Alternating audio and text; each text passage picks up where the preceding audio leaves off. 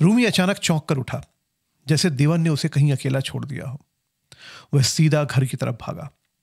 वो जानता था कि घर पर देवन की बूढ़ी अपाहिज मां एकदम अकेली है, जो बिना सहारे उठ भी नहीं सकती। घर के मुख्य द्वार से दौड़ता रूमी सीधे पीछे के हिस्से की तरफ भागा। उसने चारों ओर नजर दौड़ाई और फिर अंदर झांका। कुछ लोगों को अंदर बैठा देख उसे तसल्ली हुई।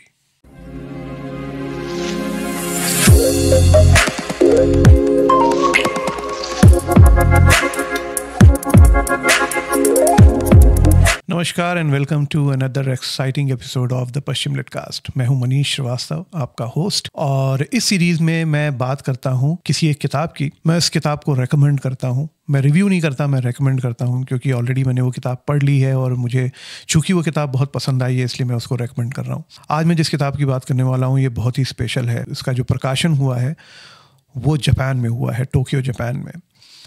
और इसके पीछे रमा शर्मा जी हैं।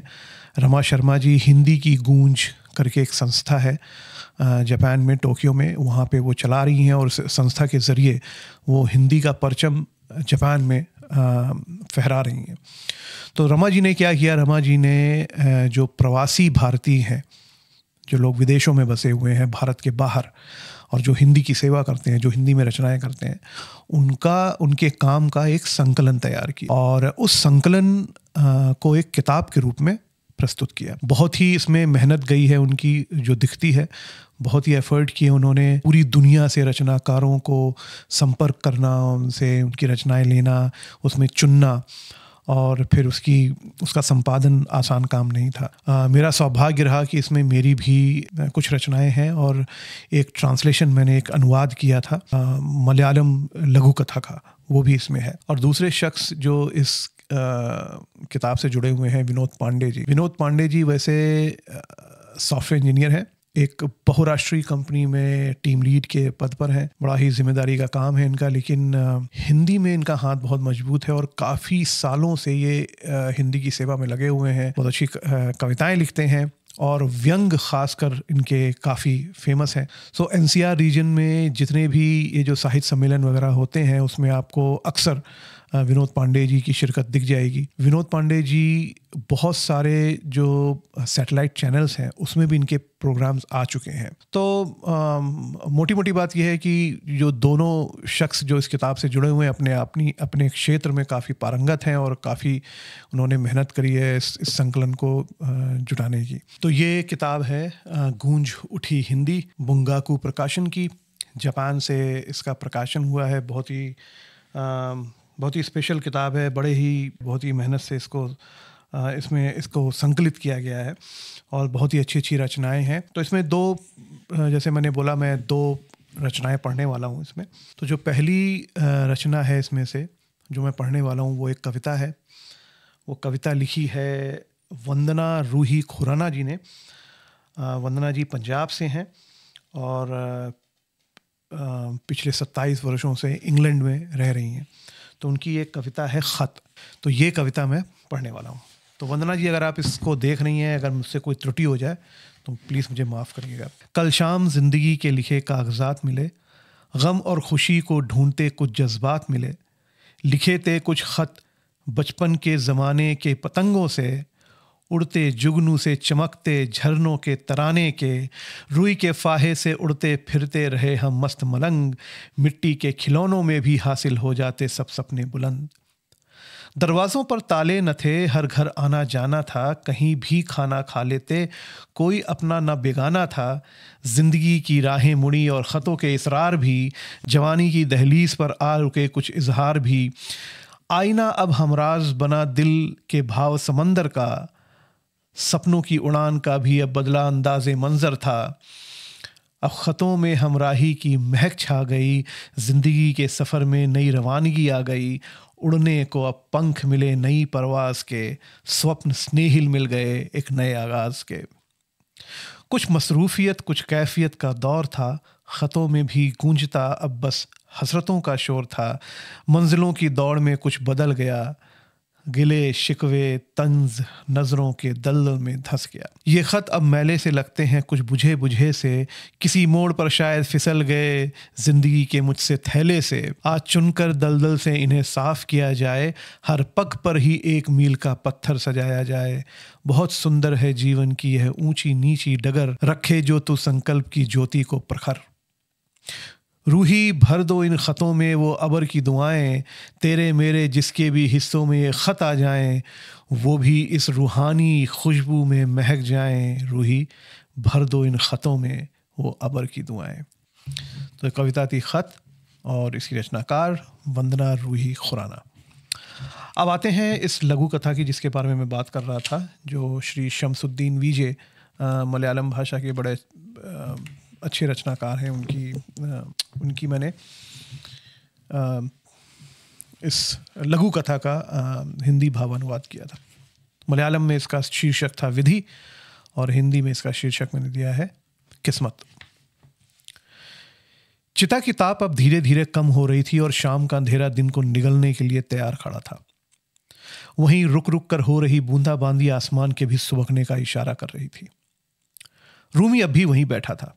उसके सामने उसका देवन नहीं था। उसकी आंखों में उदासी और अकेलापन साफ झलक रहा था। देवन उसका सबसे अच्छा दोस्त था, वही देवन जो सामने धीरे धीरे चिता की राख में बदल रहा था। देवन जब रूमी को उठाकर लाया था तब वो सिर्फ 3 हफ्ते का था और अब वो 3 साल का हो गया था। रूमी अचानक चौंक कर उठा, जैसे देवन ने उसे कहीं अकेला छोड़ दिया हो। वह सीधा घर की तरफ भागा। वो जानता था कि घर पर देवन की बूढ़ी अपाहिज मां एकदम अकेली है, जो बिना सहारे उठ भी नहीं सकती। घर के मुख्य द्वार से दौड़ता रूमी सीधे पीछे के हिस्से की तरफ भागा। उसने चारों ओर नजर दौड़ाई और फिर अंदर झांका। कुछ लोगों को अंदर बैठा देख उसे तसल्ली हुई। चांदपुरा से आईकोट जाने वाली सड़क के एक मोड़ पर कुमारन की दुकान है। 40 सेंट की जमीन पर दुकान और घर दोनों बने हुए थे। आगे के ऊंचे हिस्से पर चाय और परचून की दुकान थी और खाली पड़े पिछले हिस्से में देवन और उसकी मां रहते थे। 4 साल पहले हुए लैंडस्लाइड की बड़ी दुर्घटना हुई थी जिसमें देवन का घर तबाह हो गया था। देवन के पिता उन 56 लोगों में से थे जिन्होंने उस दिन अपना सब कुछ गंवा दिया था। उसकी मां को कंक्रीट के एक बड़े स्लैब के नीचे से खींचकर बाहर निकाला गया था। पहले पहल तो लोगों को लगा कि कोई लाश है। वो तो अस्पताल ले जाते समय उसकी सांसें चलती दिखाई दी। उसकी जान तो बच गई थी, लेकिन पीठ पर छत गिरने की वजह से वह पूरी तरह से अपाहिज हो गई थी। जब दुर्घटना हुई उस समय देवन अपने पड़ोसी के घर पर टीवी देख रहा था, इस कारण वह बच गया। उसके पिता का शव तीसरे दिन मलबे में मिला था। कुमारन ने तरस खाकर देवन और उसकी अपाहिज मां को आश्रय दिया था। देवन छोटा जरूर था लेकिन बहुत मेहनती था। अपने माँ बाप की इकलौती संतान होने के कारण बहुत ही लाड़ प्यार से पाला गया था। माँ को मुझे बिल्कुल पहले जैसे स्वस्थ देखना है। उसके दिमाग में दिन रात सिर्फ यही ख्याल घूमता रहता था और इसीलिए जी तोड़ मेहनत करता।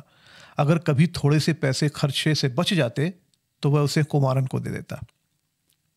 जब बहुत सारे पैसे जुड़ जाएंगे तो आप माँ को किसी बड़े डॉक्टर को दिखाना और वो फिर पहले जैसी हो जाएगी। उस दिन माँ का सारा काम जल्दी से निपटाकर वो घर से निकल गया। परमू नायर शटर उठा रहा था। देवन को देखते ही उसने पूछा, अरे देवन, आज इतनी सुबह सुबह? देवन उसे देखकर मुस्कुरा दिया और अपने काम में लग गया। परमू नायर का पद्मा विलास होटल ही इकलौता रेस्टोरेंट था जो हाई स्कूल के नजदीक था। देवन वहां रोज सुबह 5 बजे पहुंच जाता। उसका काम रात के सारे जूठे बर्तन धोना था और वहां काम करने का एक फायदा यह भी था कि उसके और उसकी मां के रोज के खाने का प्रबंध भी वहीं से हो जाता था और पूरा महीना होते होते कुछ पगार भी हाथ में आ जाती, सो अलग। परमू नायर खुद उसकी मां के लिए रोज खाना बांध कर देता था। वह गरीबों पर दया करना अपना कर्तव्य समझता था। तभी परमू नायर का दोस्त सलीम वहां पहुंचा। उसने देवन से बोला, अरे देवन, उधर सड़क पक्की करने का काम चल रहा है, कुछ लोग चाहिए, अच्छे पैसे मिलेंगे, चलोगे? देवन तुरंत तैयार हो गया। उसने चाय का पतीला नीचे रखा और सलीम के साथ हो लिया। देख रहे हो ये कच्ची सड़क, इसी पर तारकोल बिछेगा। पहले मिट्टी को मोरंग से डालकर बांधा जाएगा, फिर इस पर गिट्टियां पड़ेंगी और बाद में सबसे ऊपर तारकोल डाला जाएगा। देवन काम पाकर बहुत खुश था। मोरंग डालने के बाद सड़क को समतल करने के लिए रोड रोलर चलाया जाता है, और जैसे जैसे रोलर आगे बढ़ता है उसके इस्पात के बड़े बड़े पहियों में मोरंग चिपक जाती है, जिसे पोंछते रहना पड़ता है। उन नन्हे हाथों को इसी मोरंग के पहियों को साफ करने का काम सौंपा गया था। सलीम ने देवन को मिस्त्री से मिलवाया और हाथ में कपड़ा थमा दिया। रोड रोलर धीरे धीरे आगे बढ़ने लगा। मजदूर सड़क पर पानी डालते जा रहे थे। देखते देखते कुछ तमाशबीनों की भीड़ भी वहां जुट गई। लोग खड़े होकर ताली बजाते और मजदूरों का उत्साह बढ़ाते। कुछ बच्चे भी देवन के पीछे पीछे चल रहे थे। तभी अचानक गाड़ी हिली। लोगों को उस शोर में ड्रम के गिरने की आवाज साफ सुनाई पड़ी। रोलर के साथ चल रहा देवन पीठ के बल गिरा और तभी रोलर आगे बढ़ गया। भीम का चट्टान सा उसका इस्पात का पहिया देवन के शरीर को कुचलते हुए आगे बढ़ गया। देवन ने एक हिचकी ली और फिर शांत हो गया। उसका छोटा सा सिर सड़क की धूल में पिस चुका था। रोलर आगे निकल गया और लोग अभी भी हंसते हुए ताली बजा रहे थे। गीली मोरंग में लाल रंग की धारियां उभर आई थी। देखते देखते हल्के लाल रंग के साथ हवा में ताजे खून की बू आनी शुरू हो गई थी। कुछ कौवे जो अब तक बिजली के तारों पर बैठे थे अचानक से उड़ गए थे। पास के भगवती मंदिर में हो रही प्रार्थना के स्वर अब भी सुनाई दे रहे थे। तो दोस्तों, ये थी किस्मत, श्री शमसुद्दीन वीजे की मलयालम लघु कथा विधि का हिंदी भावानुवाद जो मैंने किया है इस किताब में गूंज उठी हिंदी। बहुत सारी रचनाएं हैं इसमें, बहुत सारी कविताएं, बहुत सारे लोगों की जो पूरी दुनिया में बसे हुए हैं और हिंदी उर्दू का परचम लहरा रहे हैं पूरे विदेशों में। तो कुल 12 रचनाकारों की रचनाएं हैं इसमें। तो मेरा ये आग्रह है आपसे, अगर आपको पढ़ना पसंद है तो आप किताब को ज़रूर ख़रीदिए और पढ़िए। देखिए, किताबों को पढ़ना बहुत ज़रूरी है और हाथ में लेकर बहुत पढ़ना ज़रूरी है, क्योंकि जब तक आप हाथ में लेके किताब से बात नहीं करते हैं, किताबें आपसे बात नहीं करती हैं। वो बात जो वो कहना चाहती हैं वो दिल में उतरती नहीं है। तो इन्हीं शब्दों के साथ मैं आज के एपिसोड को यहीं विराम लगाता हूँ। अगली बार फिर मिलेंगे किसी एक नई किताब के साथ, नई पुस्तक के साथ। तब तक के लिए नमस्कार।